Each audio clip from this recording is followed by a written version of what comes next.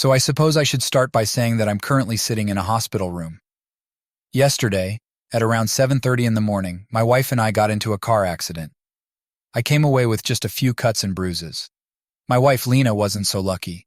She ended up with a crushed shoulder, a broken collarbone, 3 fractured ribs, and a collapsed lung.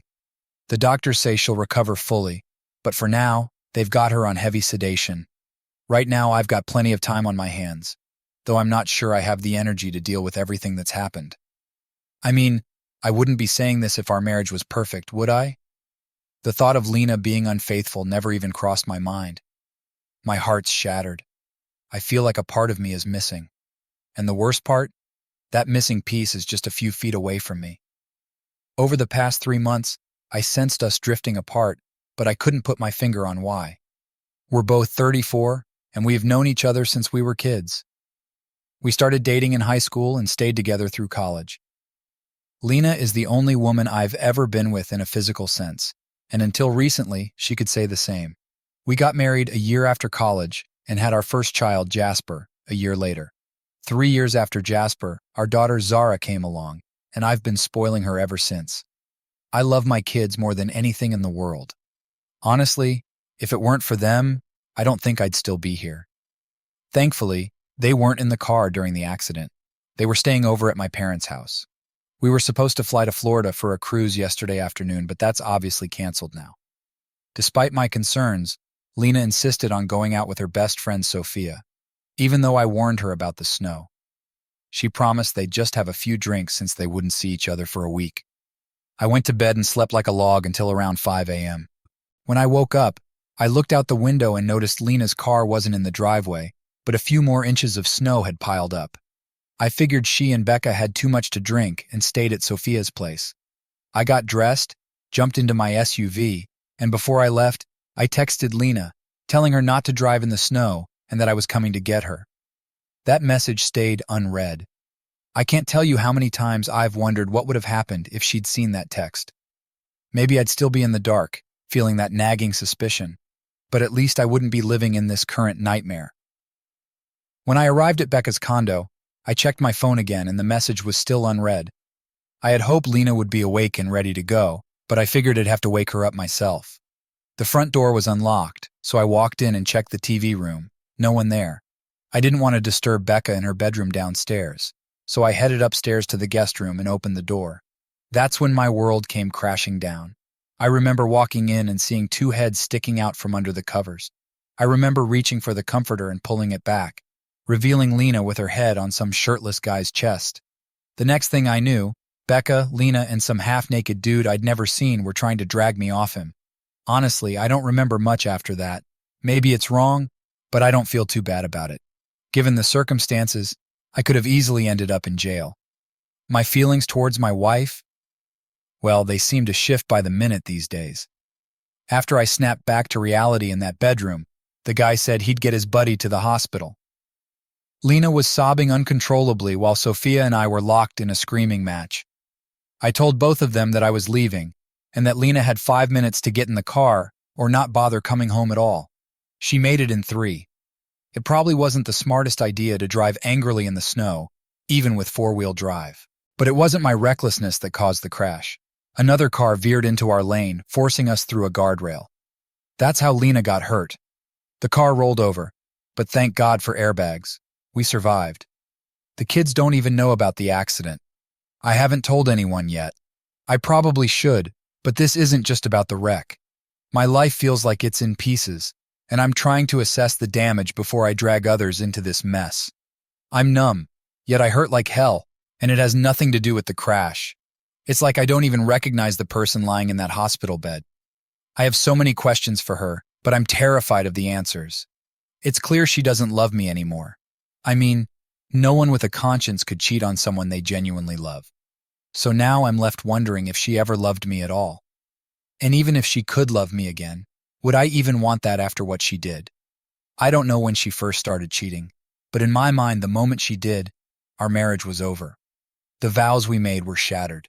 She effectively ended our marriage, and we're no longer husband and wife. I don't need a divorce lawyer to tell me that. She already made it clear. So, I don't feel bound to the vows I took. A huge part of me just wants to walk out of this hospital room, call her parents, tell them what she did, and let them deal with her. We said for better or worse, and I meant it, but we aren't married anymore. Part of me wants to leave her a note, telling her that it's too bad the worse came after she broke us apart. The only thing keeping me here is my kids. I miss them so much right now, but I've got scratches on my face and neck, and they'd know something happened if they saw me. As much as I feel like Lena has disgraced herself and our family, our children still need her. I thought I had a life partner, and even though she turned out to be a terrible one, my kids still need a mom. There are conversations I can't have with them, and wounds that need a kiss, not just a walk it off. I'm a good dad, but I can't be a mother too. How am I supposed to sit here and look after someone who's betrayed me so deeply? Should I call her parents and tell them everything? What do I even say? I really don't want to be around her parents, especially if they don't know what she did. They'll notice I'm angry and I'm not sure how much to share. What in God's name am I supposed to tell my children? Sure, I can tell them about the wreck, but I'm not good at hiding my emotions. Unlike Lena, who seems to have a talent for it, I wear my feelings on my sleeve. They'll know I'm angry with their mom. How did my life end up like this? I know I need to see a lawyer, that much is clear. But how do I handle everything else? That night, I made the decision to spend one more night in that hospital room. With Lena sedated and the lights dimmed, I reclined in the chair, staring at the ceiling while listening to the rhythmic beeping of the medical machines. I found myself wondering how my life had spiraled to this point. A part of me felt like just being in the same room as her was granting her an undeserved mercy, yet another part of me still felt something for her.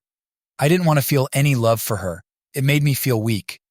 It hit me over and over again that there was no way to fix things, to bring them back to how they used to be. It felt like a natural disaster had torn through the life we built together, leaving nothing but ruins. I cried hard. That was the moment I realized a huge part of my life was gone, a moment that changed everything. The next morning, when the nurse came in to draw blood, I stepped out of the room. As Lena woke up, she saw me leaving and called out, but I pretended not to hear her. I went to get some breakfast, though I didn't have much of an appetite since finding out about her betrayal. I tried to pass the time eating and scrolling through my phone. There was a text from Becca asking where Lena was, but I left it unread. By 7 a.m., I figured it was late enough to head over to her parents' house.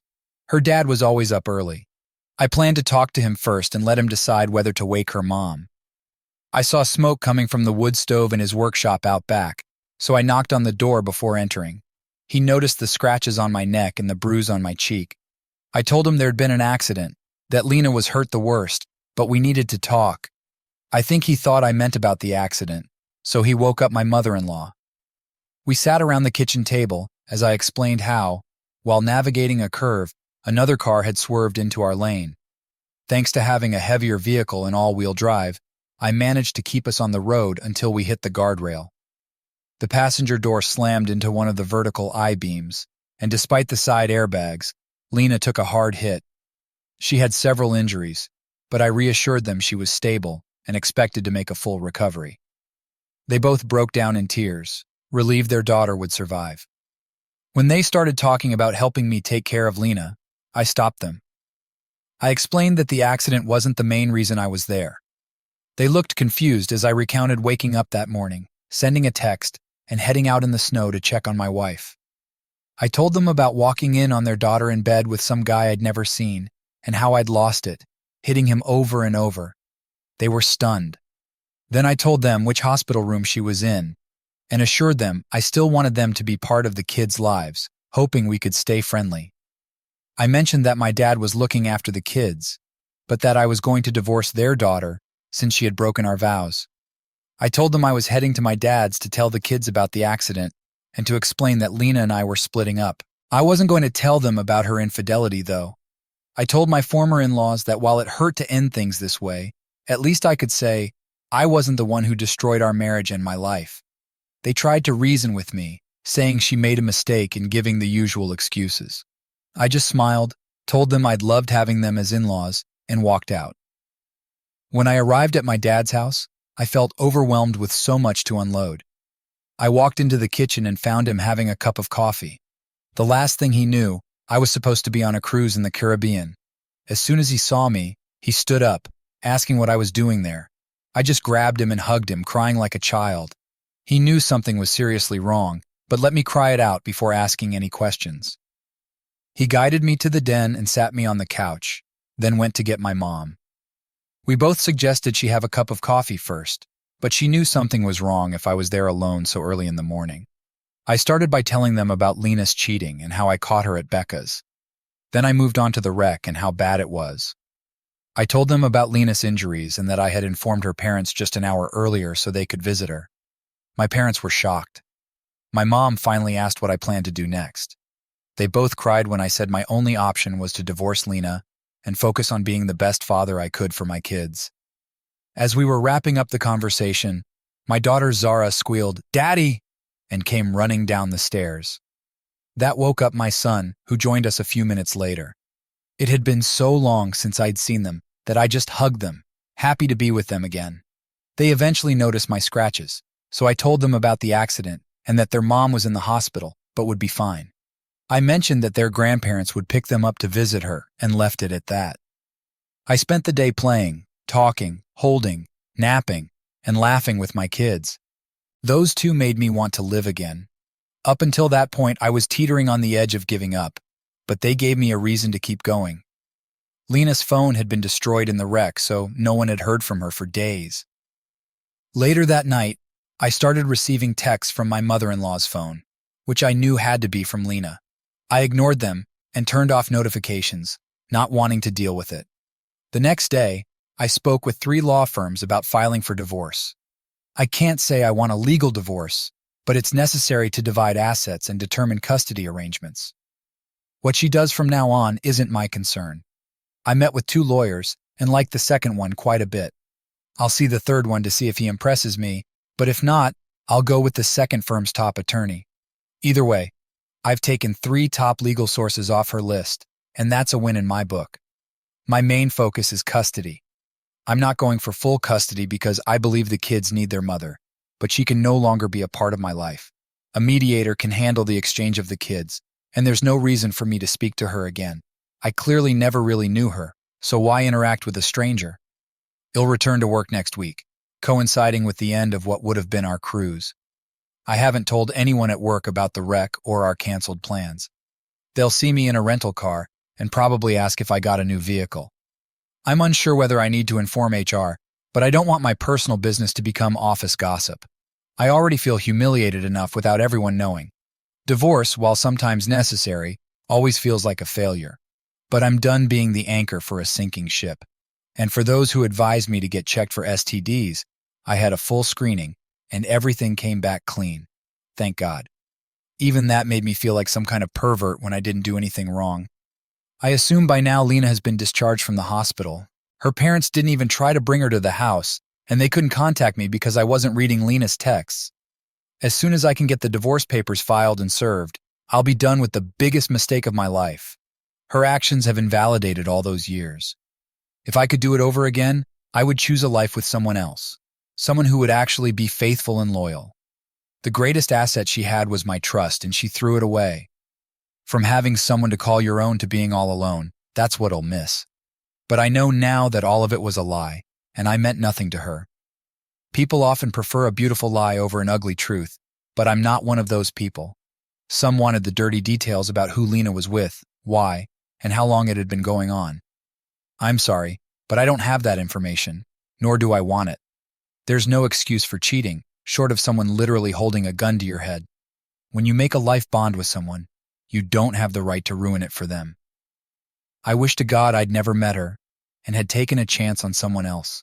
She had no right to give me a life and then take it all away against my will. The man I was before her betrayal will never exist again. The woman she was never existed. And the life we had is a facade in ruins that nobody wants to live in. I'm at a loss for where to start or even what to say. The first thing is that I managed to secure a very good lawyer. Her firm is highly regarded for representing men in divorce cases in my area. Rather than passing my case off to someone else, she took it on personally.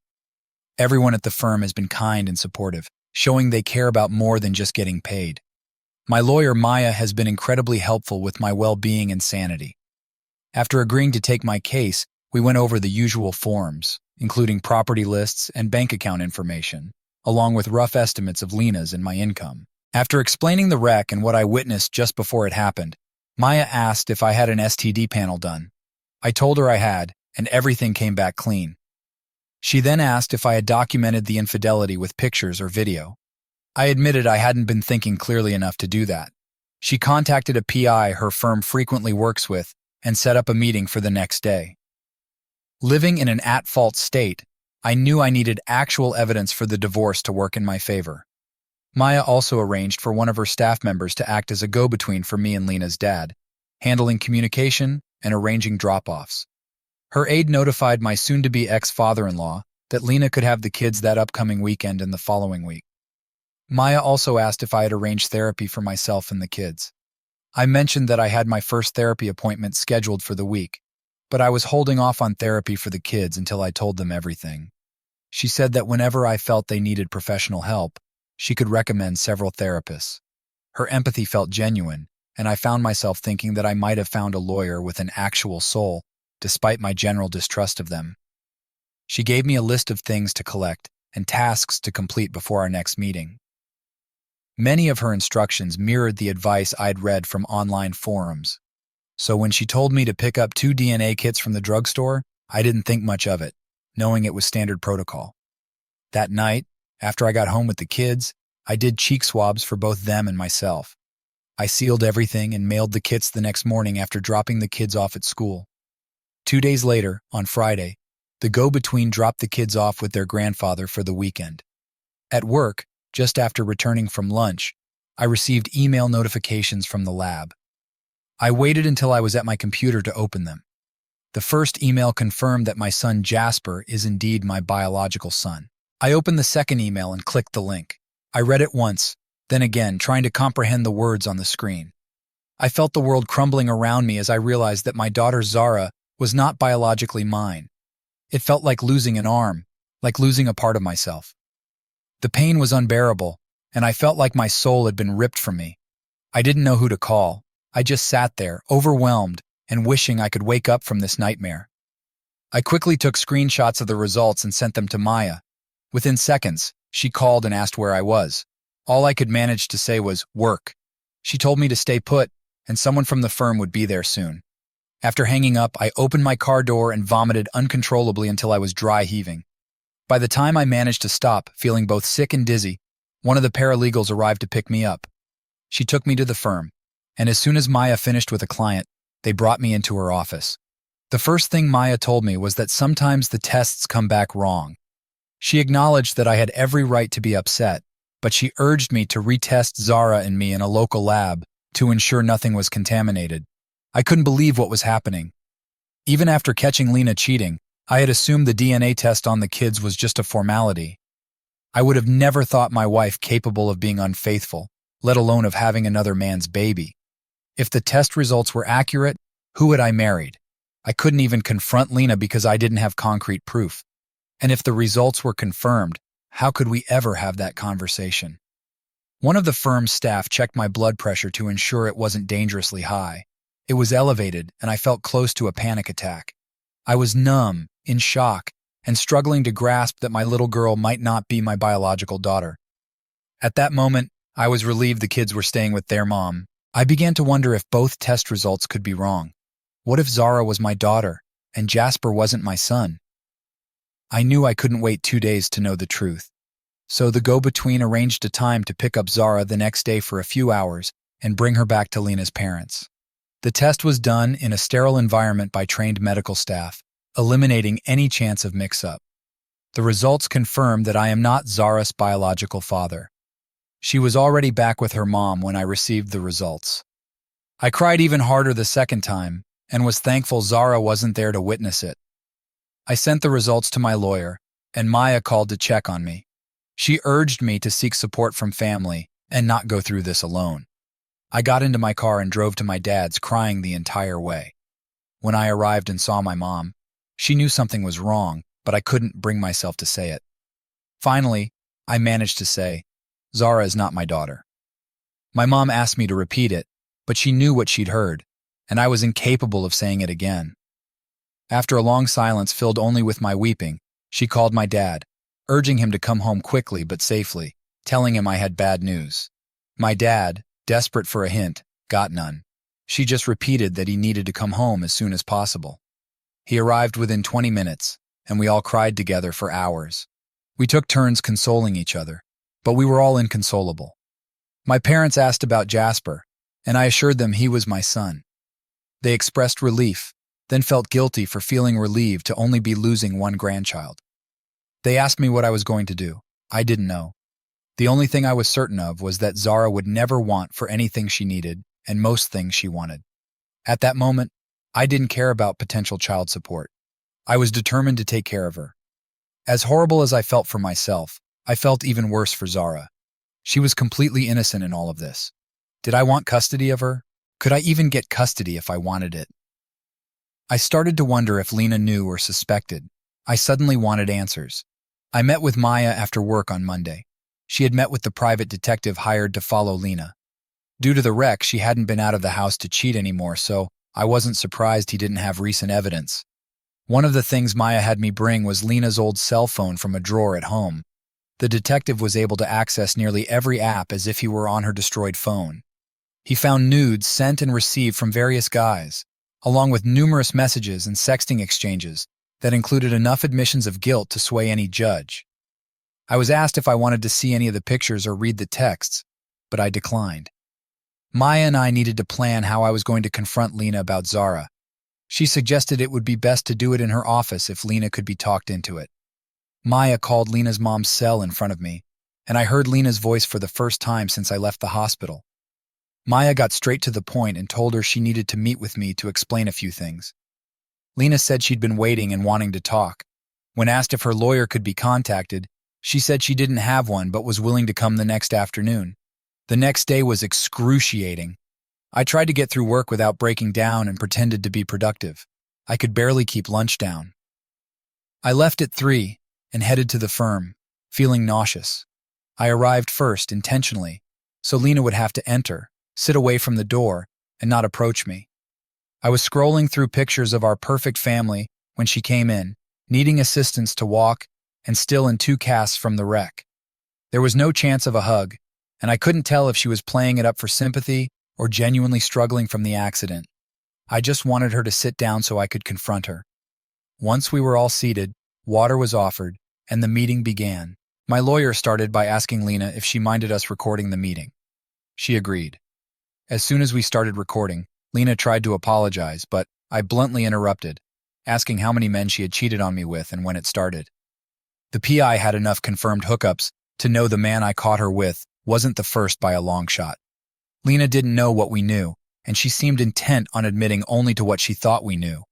I pressed her for a rough estimate of how many men she had slept with since our son was born. This seemed to give her pause, but she continued to feign cluelessness, still treating it like a game. I was losing my patience. Maya placed her hand on my shoulder and gently pushed me back. She then asked Lena if I was a good father. Lena quickly praised me, saying she couldn't ask for a better father to raise her children. Her phrasing made me want to flip the table. Maya then asked if the other father of her child would also be a good dad. As Lena began to question what she meant, Maya slid the paternity results for Zara across the table. Despite everything, I needed to be there to see Lena's reaction. She was clearly shocked to learn Zara wasn't my biological daughter and tried to argue that I was still Zara's father, the one who raised her. I shut that down. I asked her who Zara's biological father was. She looked down, seemingly ashamed, and I thought she might be protecting someone. But when she said she didn't know for sure who Zara's father was, I broke down in tears for the first time. I couldn't take it anymore, and lost it. Lena was crying and asked to explain. She reminded me about the postpartum depression she went through after Jasper was born. I did my best to be sympathetic then, looking after our son and her whenever she couldn't get out of bed. I loved doing it because I loved the family I thought we had. I had foolishly believed that making it through that period had made our relationship stronger. It turns out I was wrong. She didn't directly blame Sophia, but when her friend first encouraged her to go out on a few girls' nights, I felt relieved, maybe even grateful. They'd been best friends for years but had lost touch during the pregnancy. Lena recounted getting drunk the second time they went out, and letting some guy touch her while she performed oral sex on him. She confessed that she felt guilty about it for a while, but eventually started to resent being tied down and missing out on the freedom to be with other people. She began hooking up with guys on nights out with Sophia. Until the night before our accident, she claimed she always came home on time and never got emotionally involved. She said she only wanted casual encounters and claimed to have always used protection, never seeing the same guy more than a few times. I was stunned. The realization that my wife had been leading a double life hit me like a ton of bricks. It was like discovering my entire life had been a lie. I wanted to shout at her, but I was too busy trying to comprehend the scale of her betrayal over the years. Maya then asked if she had any idea who Zara's father might be. Lena insisted she had always assumed Zara was mine, though she admitted that a condom had broken a few times. When she confessed this, I felt a surge of anger. It was like she was talking about someone else's life, not ours. I demanded to know why she had done this, and when she had started to despise me. I asked how she could betray her daughter like this. My voice shook with rage as I unleashed all my pent-up emotions. She sat there, tears streaming down her face, but I couldn't muster any sympathy. The revelation of her affairs was like a cold, hard slap in the face. Our marriage was over. It had been for a long time. I just hadn't realized it. The only thing left to do was count the damage. In the fallout, I've lost a wife and a daughter. Lena has lost her husband, and our son has lost his sister in a way. Two families were shattered. Lena's parents, who have always been so supportive, would be devastated to learn the truth. I would ensure they saw every piece of evidence the PI uncovered.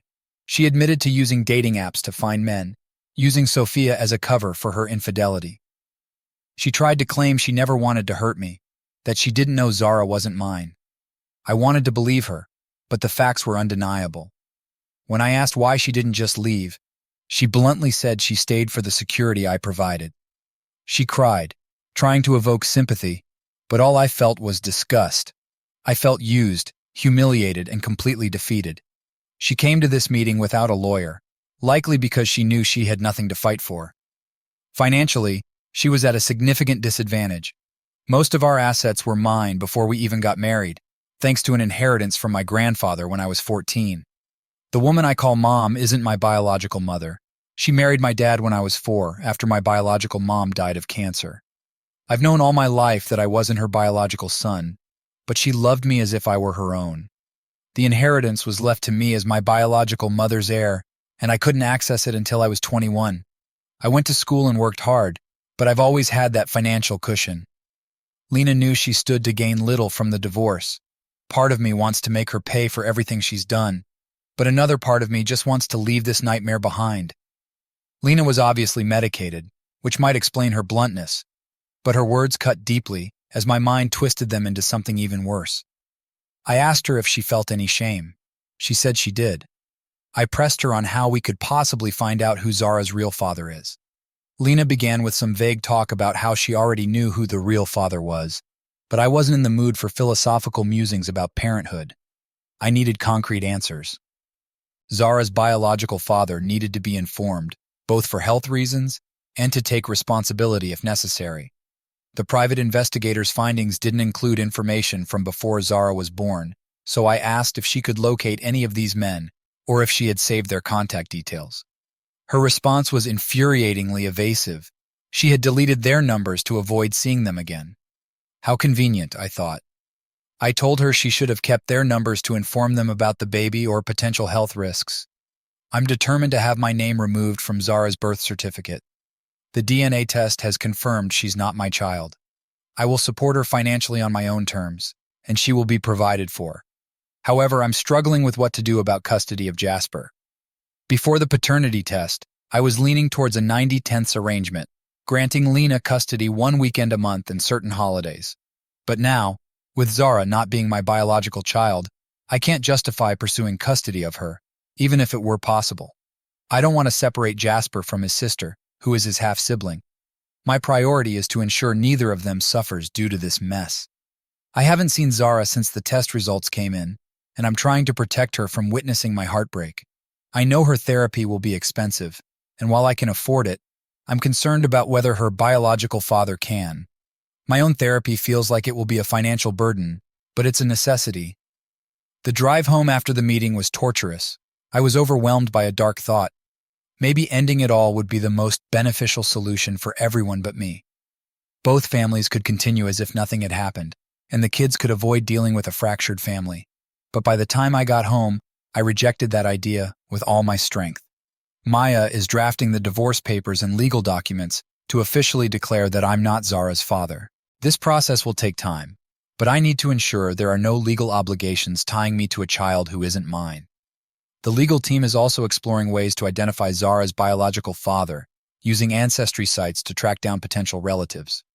Even if we don't pinpoint an exact individual, we might find a relative who could lead us to him. I understand that learning about an unexpected child could be overwhelming for him, but it won't come close to the pain I've endured. Everything feels chaotic and unstable right now. The kids are returning on Sunday afternoon, and for the first time, I find myself dreading their arrival. I'm unsure how to handle seeing them, especially Zara. Do I embrace her and hide my anguish? Do I tell her the truth, that I'm not the father she knows? I can't bring myself to be harsh with her. She's innocent in all this. My heart is shattered, and there's no one to blame except Lena, whose betrayal is beyond measure. I will win the divorce, thanks to Maya and her team. But Lena has already taken so much from me that it feels like she's won in a way.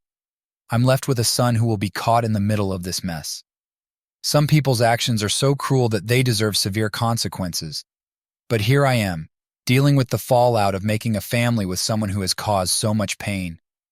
I now see the consequences of that decision, and it's clear I'm not alone in my regret. At 3 p.m. Sunday, I received a text from the firm's go-between, letting me know she had the kids and their belongings in the car and was on her way. That text was like a punch to the gut, a stark reminder of the reality I now faced. Just weeks ago, I would have eagerly awaited such a message, but now the thought of their arrival filled me with dread. I had no intention of discussing the divorce, the paternity issues, or any of the painful details with the kids. I was determined to keep things as normal as possible, like the times they stayed with their grandparents while Lena and I were away. Yet, I knew that maintaining this semblance of normalcy was nearly impossible, given the circumstances. Jessica, the intern from the firm, pulled into the driveway, and I watched from the front bay window as she arrived. I walked outside to greet them, forcing a smile as I approached the passenger side of the car. When I saw Zara's face light up with a huge smile, I was overwhelmed. I couldn't hold back my tears. They flowed freely as I tried to keep that forced smile in place. I hoped that if I maintained the facade of happiness, it might reassure both the kids and myself that everything was okay. As soon as I could, I lifted Zara out of her car seat and pulled both her and Jasper into a tight embrace. I told them I missed them, but that was about all I could manage. I was crying uncontrollably, and despite what others might think, this felt so different from the last time I said goodbye. Maybe part of my grief was over the shattered family we once had. Seeing Zara, knowing she isn't mine, intensified my pain. My life seemed to be an endless cycle of heartbreak and betrayal, each day bringing a new revelation about Lena's deceit and the damage it caused. Jessica helped me get their things inside, and I carried their bags in, feeling like a pack mule. When I set their belongings down and turned to Zara, she looked up at me with a silent understanding, as if she knew I needed comfort. I squatted down and she walked into my arms, hugging me tightly. Her simple gesture broke me even more. I wanted to be strong, but no child should have to witness their parents' anguish like that. I've been told to do whatever will minimize their suffering, but what if every option causes harm? It feels impossible to shield them from the fallout completely. As I held Zara, my heart ached with the realization that she and I were both victims of Lena's actions. I should be the adult who can manage this situation better, but at that moment, I was overwhelmed by my own grief. Zara doesn't yet understand what's happened, but she feels the impact of it, and I need to be there for her. I've been viewing this situation as Lena taking my daughter from me, but it's just as true that Lena has also taken her father from her. The real villain in this story is Lena. I refuse to feel guilty for my emotions or my reactions. There's no manual for dealing with the fallout of discovering the daughter you've raised isn't biologically yours. The advice and support on forums or from others can't fully capture this experience. The closest analogy I can offer is that of children switched at birth. The couples involved in such a scenario face the truth together, both deceived about their biological children. Unless you've experienced this level of betrayal and loss, it's hard to grasp the depth of the pain and confusion I'm feeling. After about half an hour, I managed to compose myself. Jessica left after receiving a hug from all three of us, and I handed her a small envelope with $500 inside, telling her it was for gas. I knew she drove an electric vehicle, and she knew it wasn't for gas, but I appreciated her help and wanted to show my gratitude. Carrying Zara in my arms, I watched Jasper excitedly show me some of the projects he had worked on with his grandfather. Zara clung to my neck, proudly sharing that she had helped stain the wood. I played along with my usual disbelief, and soon enough, it turned into a tickle fight, first with Zara, then with Jasper. Hearing Zara's laughter and seeing Jasper so happy was a balm for my wounded soul, even though I knew that moments like these were fleeting. I put on some music, knowing how much Zara has always loved it. From the moment she was born until just a month ago, we had danced together, and I didn't care how goofy I looked. The joy of dancing with her and seeing her act silly alongside me was a rare bright spot. For dinner, I ordered takeout from Uber Eats, our favorite, despite not being Asian. Jasper could devour lo mein like a champ, and Zara had a particular fondness for crab rangoon. I barely ate, my appetite having vanished amidst the turmoil, but I savored the simple pleasure of sharing a meal with them.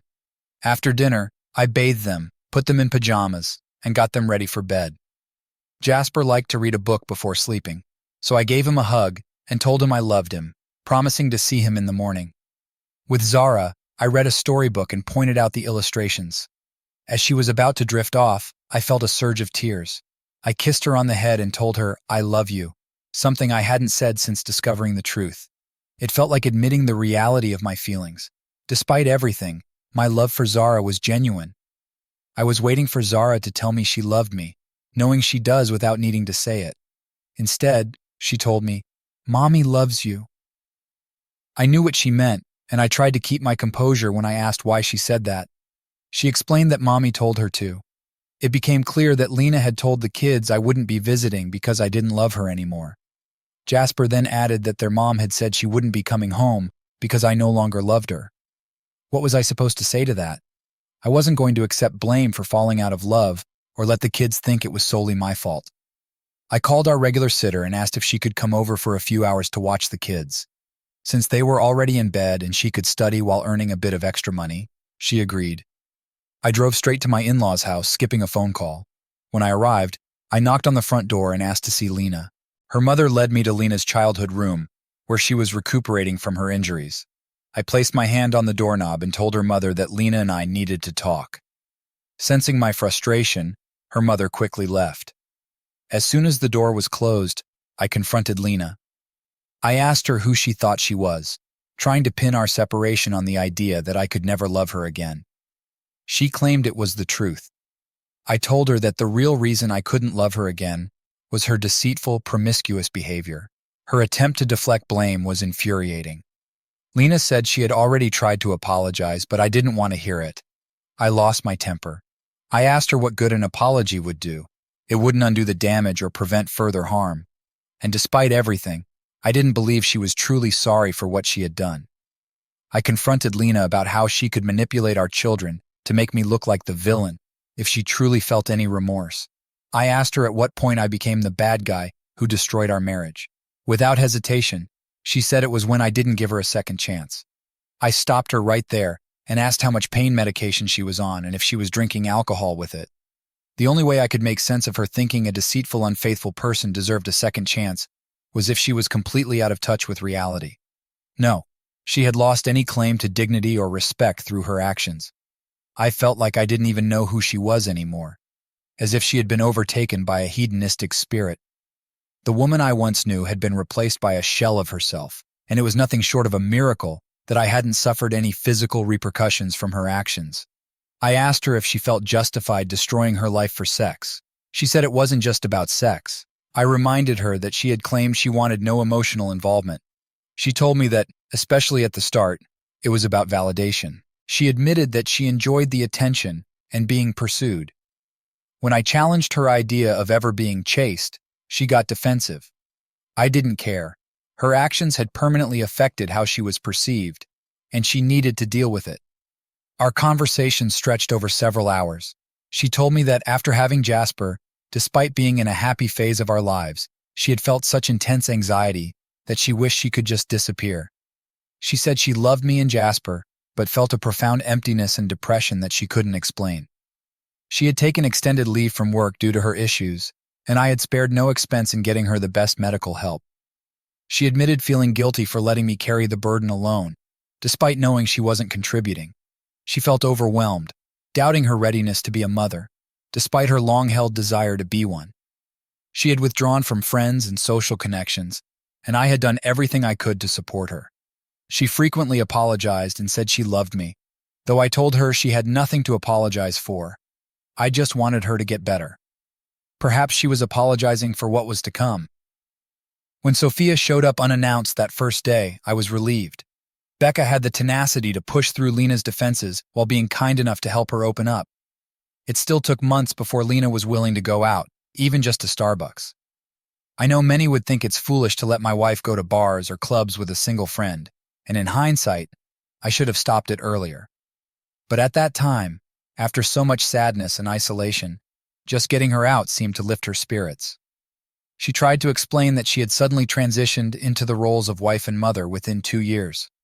Seeing how thirsty men were for her, even just for sex, boosted her ego. She claimed that the first incident wouldn't have happened if she hadn't been so drunk, but once it began, she knew it would lead to more betrayal. I asked her if she ever thought I'd find out about her cheating, or how I'd react if I did. She admitted that she knew it would destroy me and said she felt horrible about it. I asked why she continued to cheat if she felt that way. She said that each time she sobered up, she felt overwhelming guilt, shame, and regret. I remembered her being particularly upset for a week after her first outing. Sophia had come over, and the two of them talked for hours. For months after, I had the old Lena back. She revealed to Becca that she felt unworthy of me because of what she had done. She knew if I found out, our marriage would end and I would fight for Jasper. She decided to keep it a secret, determined to be the best wife she could to make amends. At the time, it seemed like a miracle to have my wife back, and I didn't see it as a red flag. Within 2 weeks, I returned to work part-time, and then full-time once Lena was settled as a stay-at-home mom.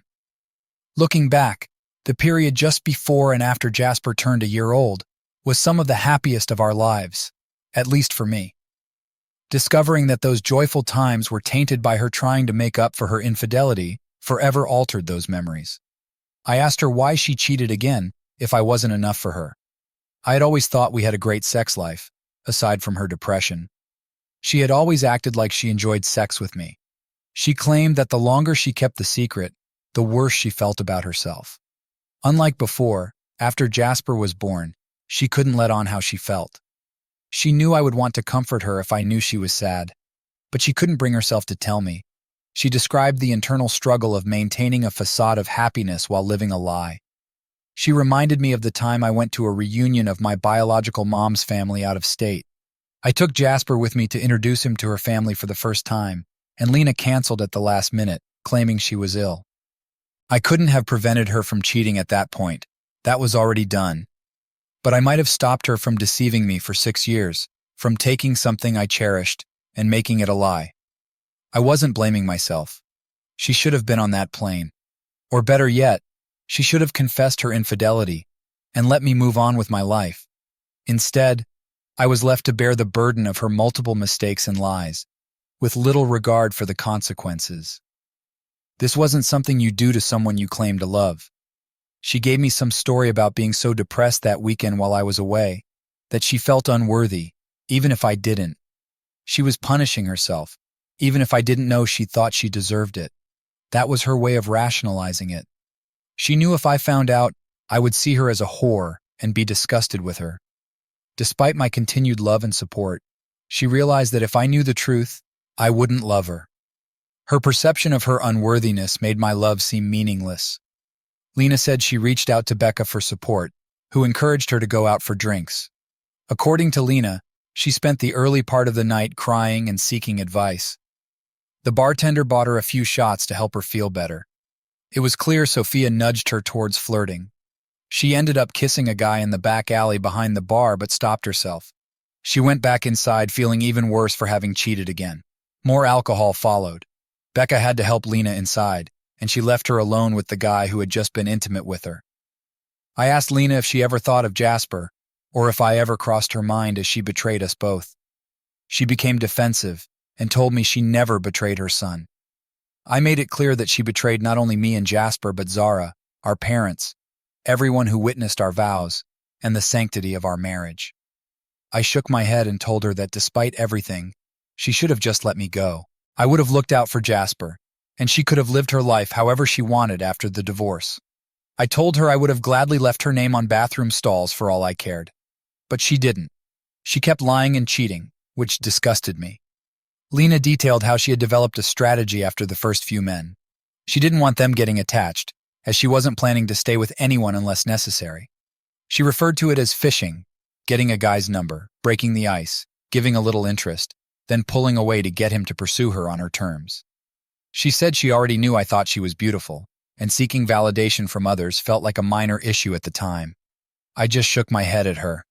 At any rate, the bartender is not Zara's father. That much we are sure of. He was too early in the timeline to be the sperm donor, and she claimed they only hooked up that one time. I asked if she remembered the names of the men she had pursued. Her response was vague. Maybe a couple of first names, but I wouldn't know where to find them. That was enough to end the conversation for the night. I wanted more answers, but I knew the full truth wasn't coming out in one night, and that wasn't why I had come. She was seated in a chair, propped up on pillows with her cast. I got close to her, staring directly into her eyes. I told her she was a pitiful excuse for a human being, and that I truly believed she had no soul. I said her actions had caused unimaginable pain, and would continue to do so in the future. But I made it clear that I was not going to let her hurt my children any further. I told her straight out that I was the one who had been deceived for 6 years. If anyone was going to get some leniency for focusing on his own needs, it would be me. But Lena, I told her, and I meant every word, petty manipulations and bullshit were only going to make me loathe her even more. We were never getting back together. Ever. I was disgusted at the thought of her touching me. Loyalty wasn't even in her vocabulary. But father or not, I was going to be loyal to Zara. I was going to protect her as much as I could. And if that meant protecting her from her mother's lies, manipulations, and deceit, so be it. I told her Maya had friends who would love to see Lena declared an unfit mother. It was a threat, and I meant every damn word. I told her if she had anything to say, she could say it to my face. Getting Jasper or Zara to relay messages from their mother was not going to happen ever again. Zara was to know as little as possible about the details of our divorce and paternity issues. When the time came to tell her, I would be the one to break that news. I would be the one to explain how her mother had victimized us both. But we had survived together. There was no way in hell I would allow Lena to downplay her role or blame me for what had happened. That horrible news wouldn't come anytime soon, as far as I planned. I would decide when the time was right. I pointed out that she didn't have a lawyer and let her know the kids would be staying with me for at least the next 2 weeks. She needed time to reflect on her betrayal and the cruel manipulation that would only hurt Zara. I told her I would let her know when she had earned the right to be a mother again. There wasn't much she could do. I had the kids, and she was in 2 castes. Let her live with some loneliness. My God, I've made mistakes in my life. On the drive home, I kept wishing I could have known how things would turn out. This is the biggest struggle of my life, and I hope it remains that way. So much has been destroyed. The sham marriage I was living needs to be dismantled, ground into dust, and salted. But there is no reason to hurt a little girl who, for now, is blissfully unaware of the battle between her mother and her daddy. I want to keep it that way. Those children cannot see us together. When Lena and I are in the same room, the entire atmosphere is toxic. I will not subject the kids to any of it. I will not fight her in front of them, but I swear I will put her in her place and call out the slightest bullshit. I'm sorry this has been so long. Every decision I make seems to have 1,000 ramifications. The man up or DNA doesn't matter crowd needs to understand that hurting Zara is the last thing I want to do. I am committed to being in her corner and fighting for her. I don't know how this will end, but my daughter and I have been shafted by the same person. I refuse to let her damage Zara the way she damaged me. No one will come around my daughter until I allow it. That won't be Lena's decision either. If I check his background and meet him, I will make that call if the day ever comes. Until then, Jasper, Zara, and I will weather this storm. I've managed to shield them from what's coming, and I will protect them from as much of the fallout as I can.